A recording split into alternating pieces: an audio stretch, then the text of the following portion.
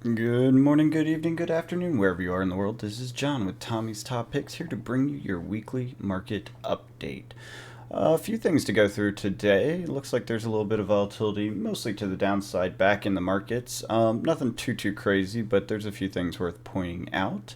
We'll start off with the unlimited boxes. Tales of Aria is down to $50 a box. I did check to see if that's with shipping. It is, so it is possible to pick that up at around $50 a box. I imagine with shipping taxes for those out there in different locations, it might change, but I did see a price at that value, which is 22% down for the week, which is very cheap, but not crazy. It's not outside the realm. We had 57 and 55 not long ago.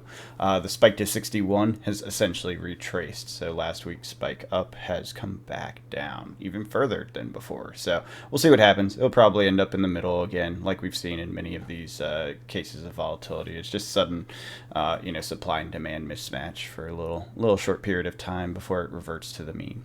Next in the Mon Unlimited case, it's up 10%, so it's at 194 going to around 200.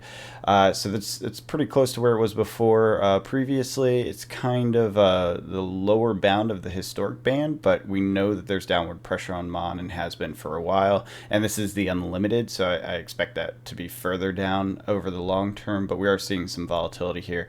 I imagine we'll retrace back down next week, but we'll have to see where that actually lands. Maybe not enough to even trigger a heat map position. Let's see. Moving on down to first edition boxes. Mon is down 6.5% to 92 a box from last week's 98. Which was close to a 5% or less movement last week. So now we're getting a 6% movement this week, both to the downside. So you can see there's clearly first edition downward pressure. So I fully expect that to continue to be the thing for a while. Obviously, everyone knows Mon is not the favorite set out there. And, to be fair, the heroes are getting LL'd out and or kind of non-viable. Sorry, Levia. So as a result, you're just seeing lack of demand there, I imagine, and stores want to get it off the shelf. Everfest down 8.3% to $60 a box. Not too crazy there. I will say watch yourself here because some of them are listing it at 50 or whatever and then charging like $10 to $15 in shipping. So they are some tricks out there, like that one time I got caught a couple weeks ago where I was listing a price that was way below market because there was a shipping included. So people are starting to do that trick more and more in TCG Player. It wasn't the case historically. They just didn't do it that often for boxes. Shipping was like always included, but that was around the time that there was high volume and everyone's buying and blah, blah, blah. Clearly some stores are trying to implement some processes and a little bit of deceptive practices, I'd say, though not too bad because they list it out pretty clearly on the website when you go to purchase. But point being, they're trying to get people in to click through and click on these low prices, but then shipping gets added at the end, so you gotta watch out for that. First edition Arc case down to 7,500. Oof, that is a 6.6% drop. That's pretty low. It's definitely the lowest I've seen, tied with one other time months ago, right? I have no idea if it's ever sold this low except for in the early days, obviously, before I was recording anything. I don't have any prices listed at this value except for that one time. So I am curious if things will move at that price. It does seem like a fairly good price for first edition Arc in a case, like a sealed case. So you have your case premium. Obviously, the ARC price has been relatively low for a while now, under 1,400 for quite some time. And there was a period where 2,000 was kind of where it was locked. This was historically a long time ago, and it hasn't gotten anywhere close to that in months and months and months. So I get it. Like, the cases should probably drop to match up with that a little bit better. There's still a case premium on it, so it's not like it's crazy out of whack to be at this price. Reality is, these sealed cases are rare. They're hard to come by. There's not that many out there. So at some point, that price will go back up, assuming there's a reason to get the old school boxes and collect them and that sort of thing. But I do see that happening at some point. Long term, though, definitely not in this bear market with everything else going on. Tales of Aria first edition cases up 7.8%. One of the few bright spots we have. So that's up to 305. No idea why. I'll be honest. Tales of Aria is like very printed, and there's lots of it out there. I'm not sure what made people or prices bump up 7.8%. Yeah, I don't know. Tails has always been a bit of a mystery. And the unlimited, it's pretty chaotic. Or is it? Oh yeah, that's right. No, it is the limited. It's the boxes that have been chaotic in the past. So I guess the cases are just catching up with the chaos there. Everfest down 13.2% to 211. That is very, very cheap for a case of a first edition product. I'm actually waiting for something similar to happen with Uprising. Everfest, I have plenty on the shelf because I overbought that one. But with Uprising, I did not buy too much, as we've talked about in the past, and so I'm waiting for a similar, kind of, we'll call it a capitulation on price. It's got to be post map, so it's going to be well into the next set that this will happen. But the price should theoretically drop to a low where you can pick it up for a steal. That won't happen until the new set's out and people are trying to get rid of what's on their shelf. I'm not 100% sure how that's going to play out with the every other set draftable, because a lot of stores won't want to get rid of that excess Uprising so they can continue to host drafts even once Dynasty's out, because Dynasty's a supplemental set. So this may take some time, like 2 sets out, to get to a point where you get the same level of drop that you got on Everfest. It's just the way these are kind of shaping up in the release cycle. So part of what I'm doing in the long term is to try to analyze those patterns explicitly. And it unfortunately, it's fortunate because 2.0 is really good, but it's unfortunate 2.0 throws a wrench in all the data. So all the patterns that we've come to recognize and look for within price buys of this product are kind of out the window. We don't know what 2.0 is. It's clear that the limited print run has held up the prices pretty well across the board with some cards, etc. But it's just one of those things. Speaking of, I want to jump over to those products and take a look at the best-selling cards. Now, I made some mistakes, guys, and I apologize for this. It's a bug. It's a UI bug, but for weeks I've been saying that this is holding rock solid at 300 for the cold foil. Just recently, let's see, filter by cold foil, I realized that chart is bugged out. Look at this, 230, 230. If you go to sales history, there's a ton of sales under 300. I don't know what's wrong with this chart, but it's not updating. It's not for every product. There's like 3 of them. I mentioned it in our live cast, our 1-year anniversary thing. I mean, I've screwed this up. I've been saying it's rock solid at 300. I'm wrong. It's down to 230 at this point. This chart is broken. It's only on this and a couple other of the cold foils, but it's several that I pointed out regularly. So the Blood of Drakai is one, and I don't know why it's staying grayed out. Is it this one that's the other one? No, this is correct. There's a couple of them. Yeah, that's 230. This one is updating. Okay, it's weird though. It's there's a few of them, so keep an eye out for that. I'll try to make sure to track that going forward, just if there's something like that. Oh, maybe it was a flame scale. I think it was 160. No, that's correct too. Okay, it was one of the other ones I pointed out pretty regularly that essentially it was a lie because their chart's broken. So point being, I apologize for that. Nothing too crazy there. As far as best-selling products go, it's all the regular characters. We still have Stormstriders. I think this new set's going to be Wizard crazy, especially with the banned and restricted announcements hitting Kano so hard in Blitz. I'm guessing Kano's about to be broken in Blitz. And by broken, I mean like really, really awesome. So they banned a bunch of stuff. So he can't do the Kano things that he normally does. Because I guess he'd just get too powerful and too combo-y. I'm guessing there were cards designed Wizard side of Emperor that also made Kano too good. So that's my guess. That's what I think Dynasty is bringing to the table.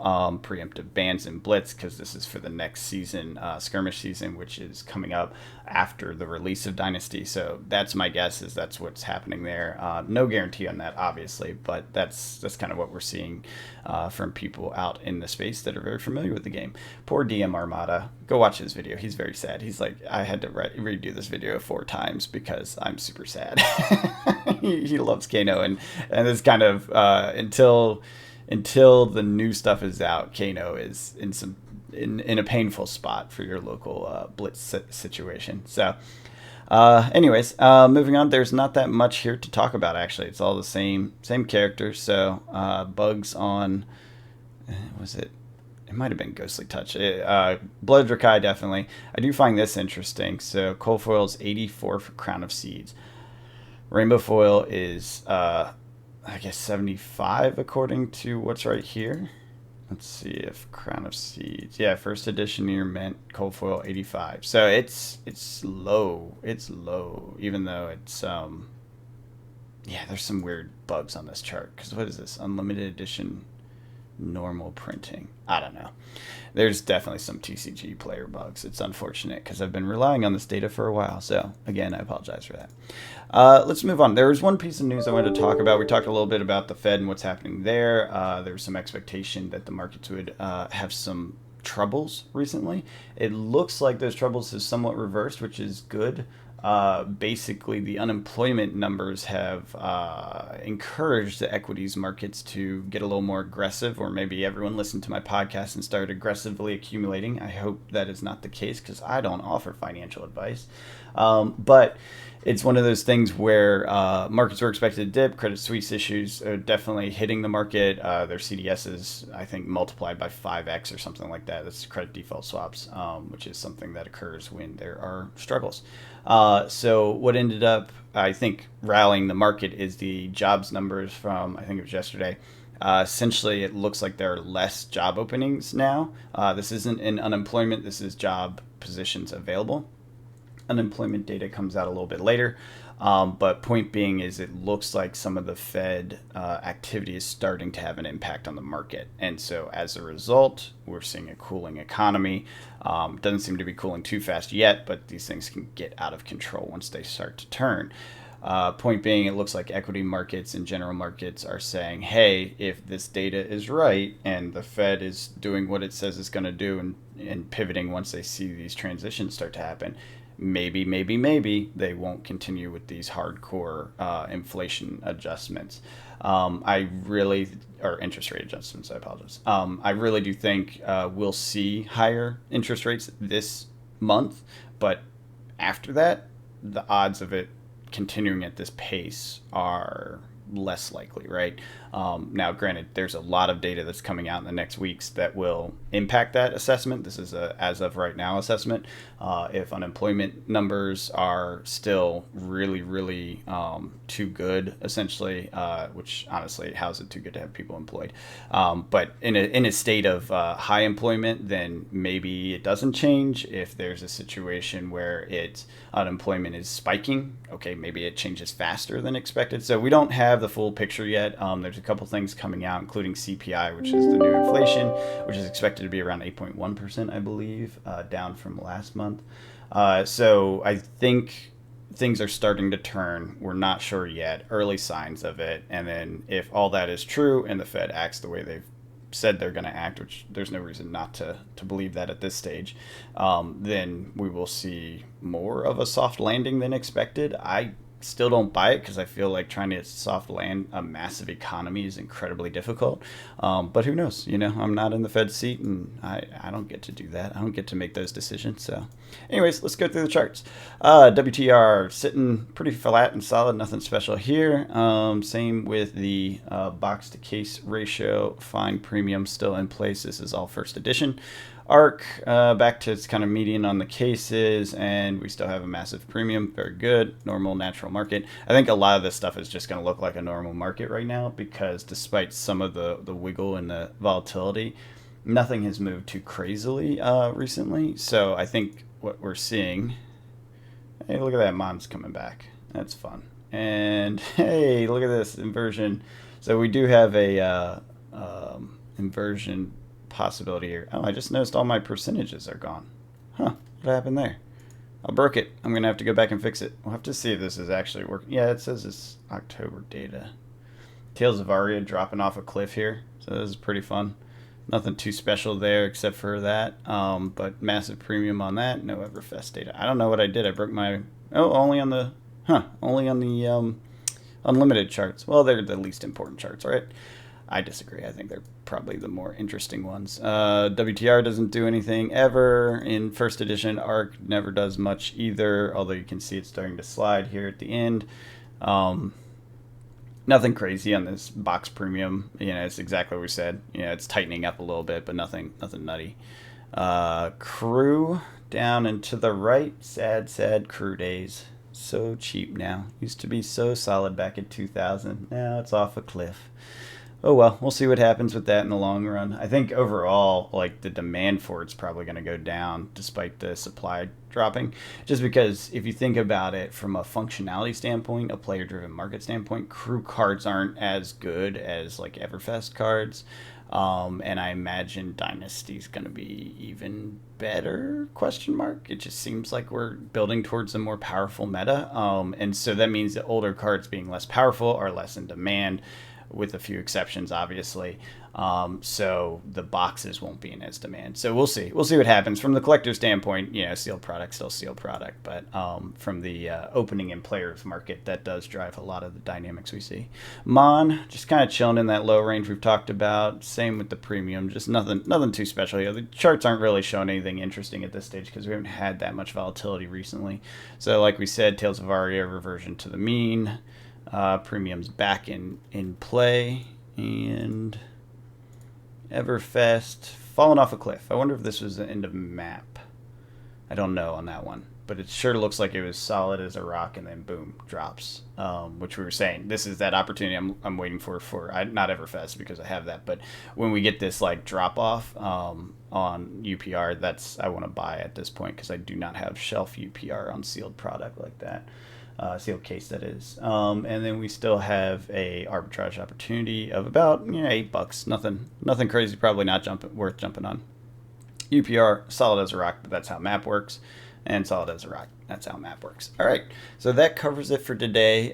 If you guys do like the content, please hit the thumbs up button. Leave a comment if there's something you want to talk about or know more about. Leave a question in the comments. Happy to talk about it. Like to talk about this stuff. Like to dig into it. There's more research I could do on the economic situation. I know it's kind of a hairy time for people. Everyone's a little uncertain and a little fearful.